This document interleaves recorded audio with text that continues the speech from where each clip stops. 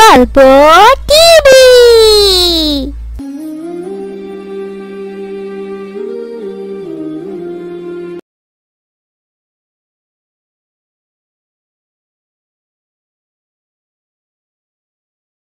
আসসালামু আলাইকুম বন্ধু আবু রায়হান, তোমার ইংরেজি বইটা একটু দিতে পারবা? আমি এখনো ইংরেজি বই কিনি নাই বন্ধু।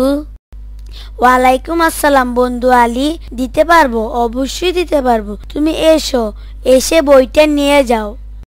আসসালামু আলাইকুম আলী বন্ধু, কেমন আছো? আলী, আজ তো আমি স্কুলে যেতে পারি নাই।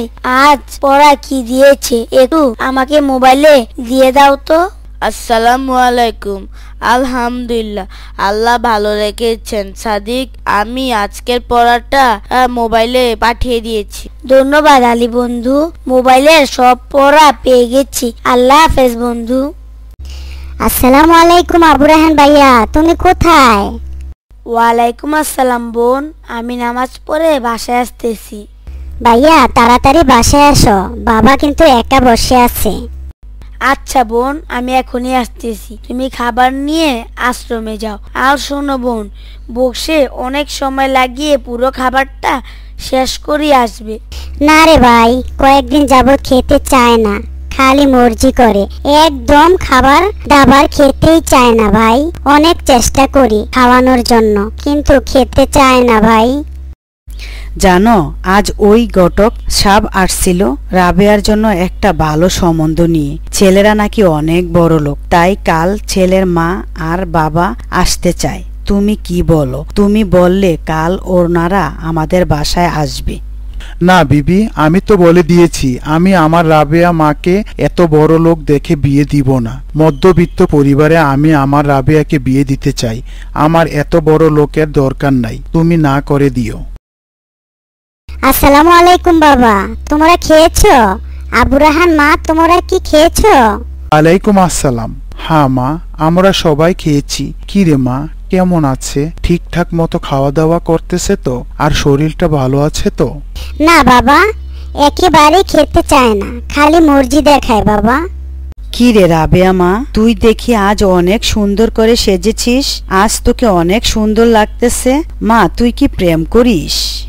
না মা, কি বলো? প্রেম করলে কি তোমাকে বলতাম না আমি প্রেম করি না মা? মা, প্রেম তো পবিত্র, তবে বিয়ের আগে প্রেম করা হারাম।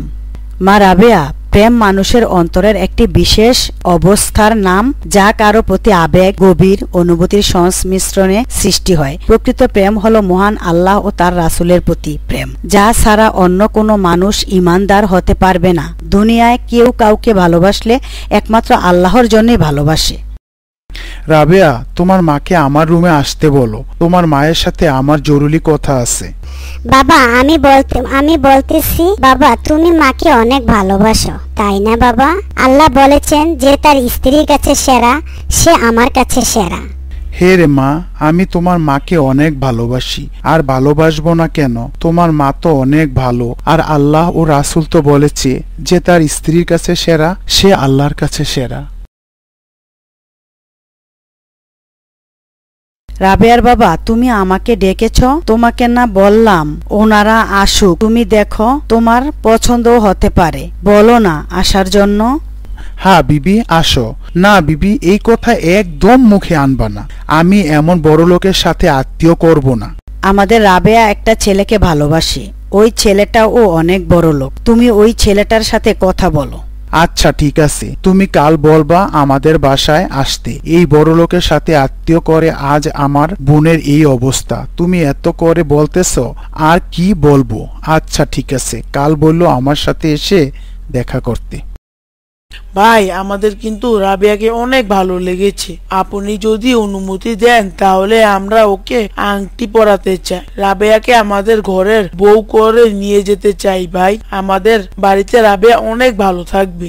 আলহামদুলিল্লাহ, আসলে আমার একটা বোন ছিল, তার অনেক বড় লোকের সাথে বিয়ে হয়েছিল, তার একটি বাচ্চাও হয়েছিল, আর সেই বাচ্চাটা হলো আমাদের রাবেয়া। আর রাবেয়া যে প্রতিদিন আশ্রমে যায়, সে তার মায়ের জন্য খাবার নিয়ে যায়।